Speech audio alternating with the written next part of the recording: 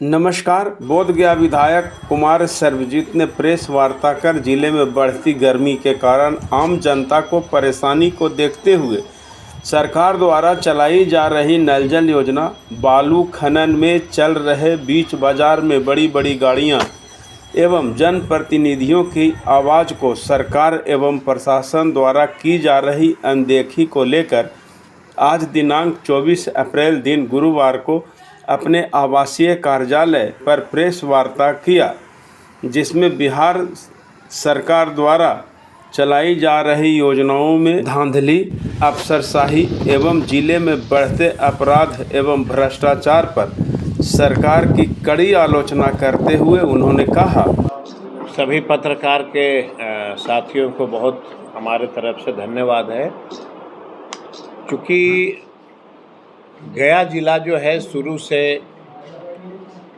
बहुत ही heat wave वाला जो है ज़िला रहा है और यहाँ पे दिनों दिन लगातार जल संकट की समस्या काफ़ी उत्पन्न हो रही है।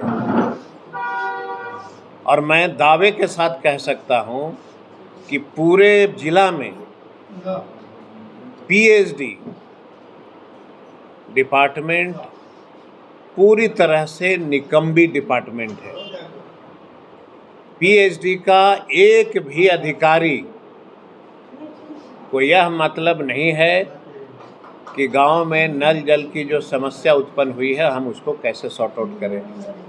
एक अगर मोटर जल जाता है किसी गांव में, उसको बदलवाने के लिए स्थानीय विधायकों को पसीना छूटता है। इसलिए हमने जिलाधिकारी से मांग किया है कि जिलाधिकारी महोदय, सरकार ने सभी पंचायती राज के नल जल योजनाओं को टेक ओवर किया।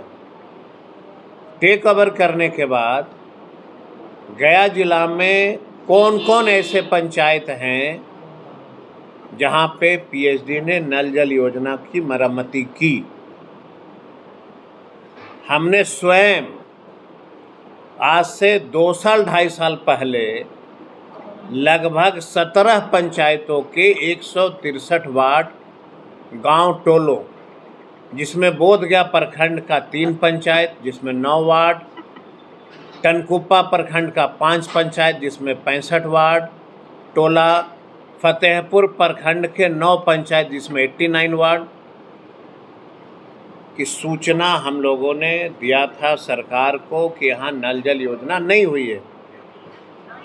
आज तक 3 वर्ष बीत गए, सरकार के निकम्मेपन से आज तक इतने गांवों में नल जल योजना की शुरुआत नहीं की जा सकी। टेंडर प्रक्रिया 2 साल बीत गए। टेंडर प्रक्रिया जो है 2 साल करीबन बीत गए हैं। हमारे पास टेंडर कब निकला है उसकी पूरी हमारे पास फाइल है। 2 साल बीत जाने के बाद भी टेंडर ओपन नहीं हुआ। इससे आप समझ सकते हैं कि सरकार पेयजल के मामले में कितना गंभीर है, सरकार के मंत्री पेयजल मामले में कितना गंभीर है कि टेंडर होने के 2 साल बाद भी आज तक उन गांवों में नल जल योजना की शुरुआत नहीं हो सकी। आज संपूर्ण गया जिले में, चाहे वह मांझी समाज का गांव हो, पासवान समाज का गांव हो, रविदास चौधरी का गांव हो, अकलियत का गांव हो, पिछड़े का गांव हो, ऊंची जाति का गांव हो, जो पहाड़ी के तराई में रहते हैं, आज भीषण जल संकट से वह जूझ रहे हैं। हमने स्वयं अपने विधानसभा का लगभग 60 से 70 चापाकल रिपेयरिंग का हमने जिलाधिकारी के माध्यम से पटना ऑफिस पीएचडी को हमने हैंडओवर किया है। आज तक उसकी रिपेयरिंग नहीं हो सकी। हमारा सवाल भारत सरकार के उन मंत्रियों से भी है, जिला के उन मंत्रियों से भी है, प्रेम जी से है, संतोष जी से है, कि आप लोग जल संकट पे आपात बैठक जिला में क्यों नहीं बुलाया। क्या गया जिला के सभी स्थानीय विधायक इस लायक नहीं हैं कि अपनी बात सरकार के मंत्रियों के सामने जल संकट पे रख सकती है? इसकी जरूरत नहीं समझते हैं लोग। हम जिलाधिकारी से मांग करते हैं कि अविलंब जल संकट पे प्रभारी मंत्री के नेतृत्व में एक बैठक हो, टेंडर तुरंत ओपन हो और पूरे जिला में जो जल संकट की स्थिति उत्पन्न हुई है इसका तुरंत निष्पादन हो। वैसे गांव आप जाएंगे, गुरपा चले जाइए, आप पहाड़पुर चले जाइए, आप मोहनपुर चले जाइए, बाराचट्टी चले जाइए, आमस चले जाइए, ये सब जगह एक भी जो है गांव में चापाकल नहीं चल रहा है। टेंडर आप देखेंगे, टेंडर, ये सारा टेंडर निकला हुआ है। आप सभी पत्रकार साथियों से आग्रह है कि आप देख सकते हैं कि ये कब कब टेंडर निकला है और कितने वर्ष बीत गए टेंडर हुए, लेकिन आज तक इसका निष्पादन सरकार के द्वारा नहीं हो सका और सरकार गरीबों को उसी हालात में छोड़ दिया है कि भाई इनको पानी मुहैया नहीं करा सके। इसलिए हम आपके माध्यम से सरकार से आग्रह करते हैं कि अगर नल जल योजना का टेंडर हुआ है तो अविलंब गांव में शुरुआत की जाए। वैसे पीएचडी के निकम्बे अधिकारी जिनको स्थानीय विधायक के द्वारा बार बार ये कहा गया कि आप टनकुप्पा के रविदास टोला में चले जाइए, नल जल योजना आज तक चला ही नहीं। ऐसे बोधगया विधानसभा का कितने ऐसे दलितों के गांव हैं जहां पे नल जल आज तक लगा है और शुरू ही नहीं हुआ है, फेलुअर है, लेयर नीचे जा रहा है। कोई सरकार को इससे चिंता नहीं है। हम मांग करते हैं गया जिला के उन सभी मंत्रियों से, भारत सरकार के मंत्रियों से जो इस जिला से प्रतिनिधित्व करते हैं, कि क्या यह आपकी जिम्मेवारी नहीं है कि गरीबों को शुद्ध पानी मिले, गरीबों के गांव में नल जल योजना ठीक हो? आपको यह चिंता है कि दलितों को आरक्षण समाप्त हो जाए, यह चिंता नहीं है कि गरीबों के गांव में पानी की कैसे व्यवस्था की जाए। इसलिए हमने जो है आज बुलाया था। अगर जातीय जनगणना आप आधार निकालेंगे उसमें साफ झलकेगा कि सबसे ज़्यादा गरीबी की मार कौन लोग झेल रहे हैं। क्या उनके पास सरकार ने अलग से कोई नल जल योजना की शुरुआत किया है? समय के पहले मैंने 100 चापाकल रिपेयरिंग का दे दिया, नहीं हुआ आज तक। इतनी भीकट समस्या उत्पन्न हो गई है पानी का। तो ये सब चीज़ है और हम सभी पत्रकार के साथियों से आग्रह करते हैं, इसमें कोई राजनीति नहीं है। ये लोगों की मूलभूत सुविधा के बारे में हमने कहा है। हमें आशा है कि पूरी प्राथमिकता से इसको, प्रिंट मीडिया के साथी हों, इलेक्ट्रॉनिक, अंतर्राष्ट्रीय पर्यटक स्थल है। यहाँ से बोधगया थाना से होते हुए ढुंगेश्वरी जाने का रास्ता है।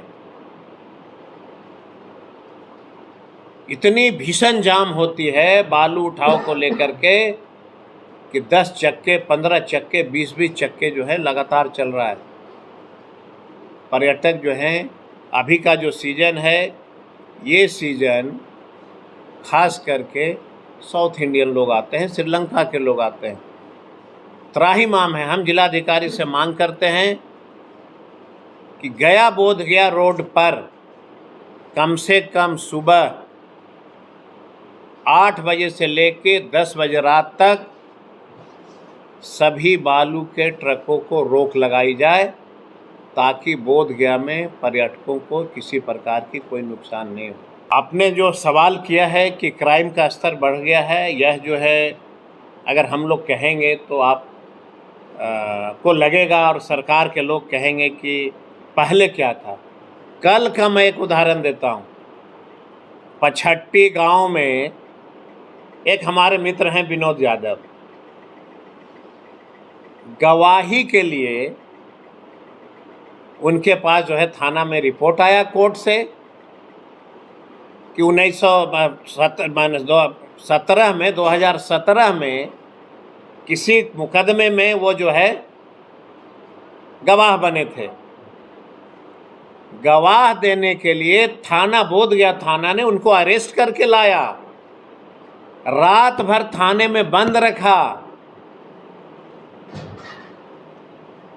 और सुबह जब कोर्ट गए तो माननीय न्यायालय ने शायद इतनी बेइज्जती किया होगा बोधगया थाना को कि कभी किसी न्यायालय ने इस तरह का बेइज्जत नहीं किया होगा। इस तरह का मनमाना।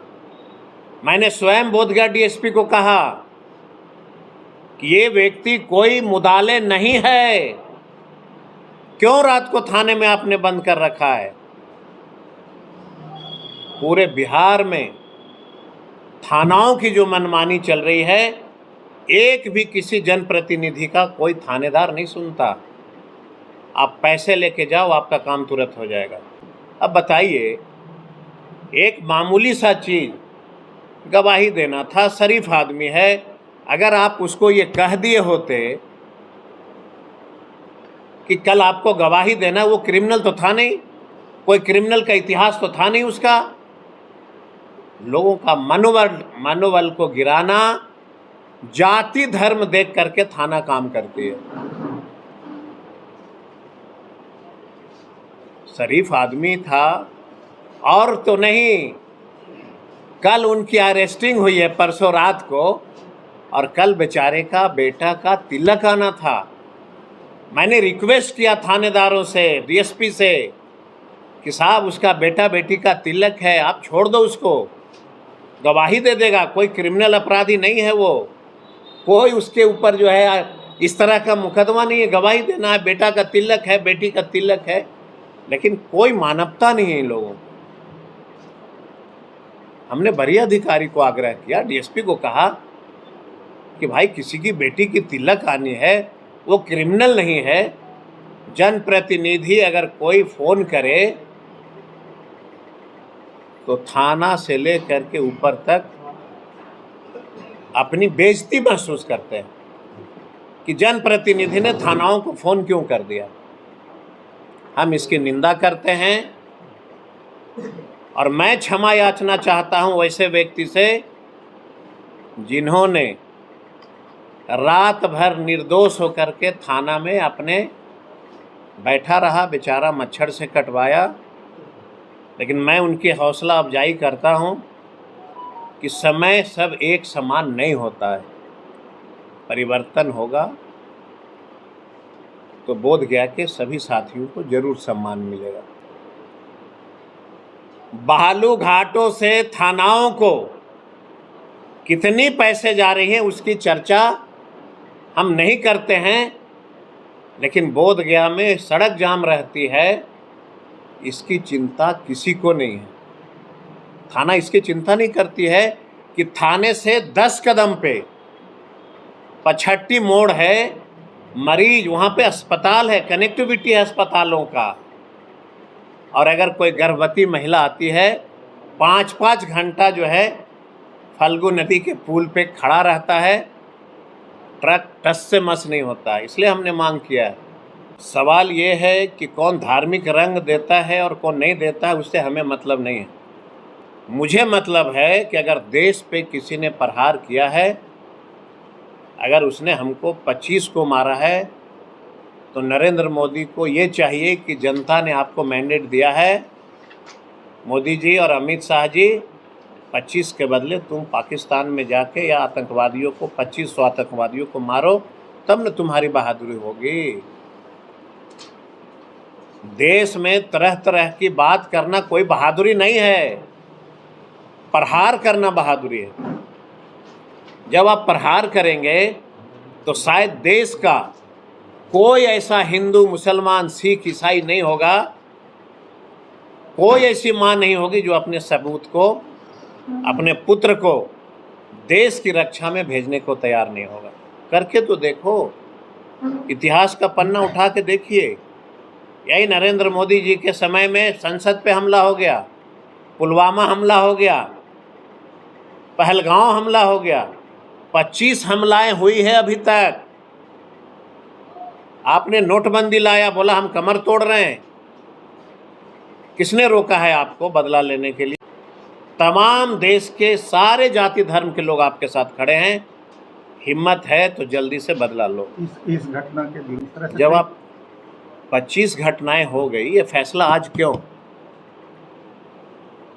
पुलवामा में 100 हमारे फौजी मारे गए, ये घटना आज, ये फैसला आज क्यों? ये फैसला पहले क्यों नहीं ले गई? पहले उनकी कमर क्यों नहीं तोड़ी गई? सवाल तो ये है ना, जनता तो पूछेगी ना देश का, कि ये फैसला पहले क्यों नहीं ली गई?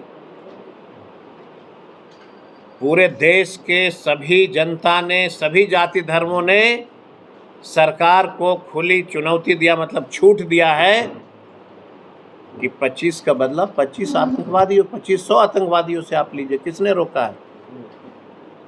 और ये कोई राजनीति का विषय नहीं है। लाश पे राजनीति नहीं होती हिंदुस्तान ऐसे देश में।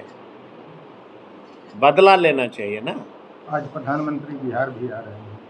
स्वागत है। बिहार में हम लोग उनको स्वागत करते हैं, क्योंकि वही नरेंद्र मोदी है जिन्होंने कभी नीतीश कुमार को पगला कहा करते थे। वही प्रधानमंत्री है जिन्होंने पूरे देश में ये घूम घूम के कहा कि बिहार का मुख्यमंत्री देश को शर्मसार किया है। वैसे मुख्यमंत्री के नेतृत्व में अगर आप आ रहे हो बिहार, तो आपको दिल से स्वागत है। सर, क्या नीतीश कुमार की सरकार में जो है, क्या ये एक नीति है कि राजद के विधायक के क्षेत्र में काम नहीं होने देती, और अगर अगली बार विधानसभा चुनाव में राजद अगर जीत कर आती है तो क्या वो भी बदले की राजनीति करेगी?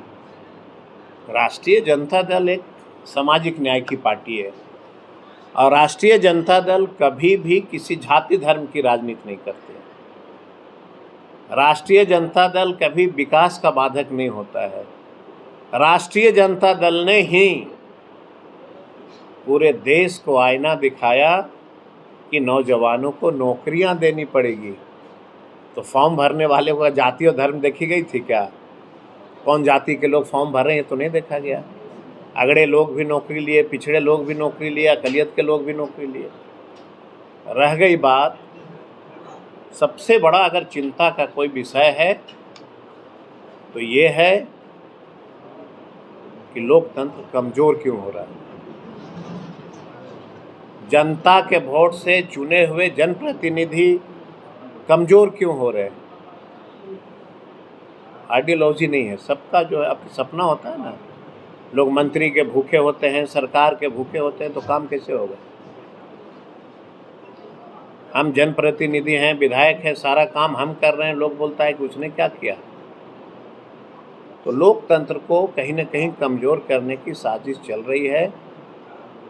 जनप्रतिनिधि हाशिए पे हैं कलेंद्र जी, जनप्रतिनिधि हाशिए पे हैं, चाहे वह विधायक हों, जिला पार्षद हों, मुखिया हों।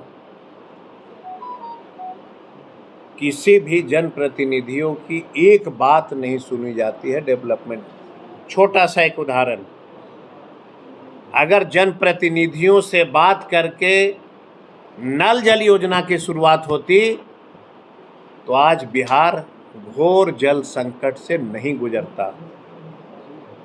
ये टेबल पे बैठ के योजना बनाई गई है, ये टेबल की योजना है। इस तरह की योजना गांव में नहीं चलती है। गांव जब डेवलप कर जाता पूरा, तब अगर नल जल की शुरुआत आप करते, उसका प्रभाव अलग होता। पहले आपने नल जल लगाया, फिर बाद में उसको कबाड़ दिया, फिर आपने पीसीसी किया, फिर पीसीसी करने के बाद फिर आपने उसमें नाली बनाया, तो नल जल योजना रहेगा कहाँ? और जितने लोगों ने नल जल योजना पे काम किया, मैं दावे के साथ कह सकता हूँ, सिर्फ जिला की अगर बात करें तो 99% ऐसे गांव हैं जहां पे कोई नल जल योजना काम नहीं कर रही। सबसे बड़ी बात है कि जिन व्यक्तियों को सरकार ने जिम्मेवारी दिया कि ऑपरेट कौन करेगा नल जल योजना को, आज न उसको कोई वेतन है, कौन देगा नहीं देगा इसकी पॉलिसी भी नहीं है सरकार के पास। मैं कह रहा हूं कि भाई हम जब टेलीफोन करते हैं बोलता है कि जो नल जल योजना कोई कॉन्ट्रैक्टर ने किया है, वेतन उसको देना है। वो कॉन्ट्रैक्टर कहीं दिखता ही नहीं। भाई जब नल जल योजना पीएचडी ने टेक ओवर कर लिया तो वो कॉन्ट्रैक्टर क्यों देगा वेतन उसको? पीएचडी को देना होगा इसको। कोई पॉलिसी नहीं। बड़ी बड़ी बात, इतनी भीषण समस्या है पानी का। हम जिलाधिकारी महोदय से डिमांड करते हैं, गया जिला के तमाम मंत्रियों को हम चुनौती देते हैं कि है अगर आप में हिम्मत तो जितना जल्दी हो सके नल जल योजना के लिए एक बैठक बुलाओ, सभी स्थानीय विधायक को बुलाओ और बैठक हो, पूरी विस्तार से इस पे चर्चा हो कि नल जल योजना गाँव में कितने गाँव में चल रही है, किन किन के बारे में बताऊं। जब बोलना शुरू करेंगे तो लंबा विस्फोट होगा। इसलिए शुरुआत हमने आज किया था कि मूलभूत सुविधा जो है इंसान के लिए पानी की आवश्यकता है। यही पानी के लिए सबसे ज़्यादा कौन समाज के लोग तरस रहे हैं? गरीबी सबसे ज़्यादा किसके पास है? मुसहर समाज के पास। गरीबी किसके पास है? दलितों के पास, पिछड़ों के पास। अगर जातीय जनगणना आप आधार निकालेंगे उसमें साफ झलकेगा कि सबसे ज़्यादा गरीबी की मार कौन लोग झेल रहे हैं। क्या उनके पास सरकार ने अलग से कोई नल जल योजना की शुरुआत किया है? समय के पहले मैंने 100 चापाकल रिपेयरिंग का दे दिया, नहीं हुआ आज तक। इतनी भीकट समस्या उत्पन्न हो गई है पानी का। तो ये सब चीज़ है और हम सभी पत्रकार के साथियों से आग्रह करते हैं, इसमें कोई राजनीति नहीं है। ये लोगों की मूलभूत सुविधा के बारे में हमने कहा है। हमें आशा है कि पूरी प्राथमिकता से इसको प्रिंट मीडिया के साथी हों, इलेक्ट्रॉनिक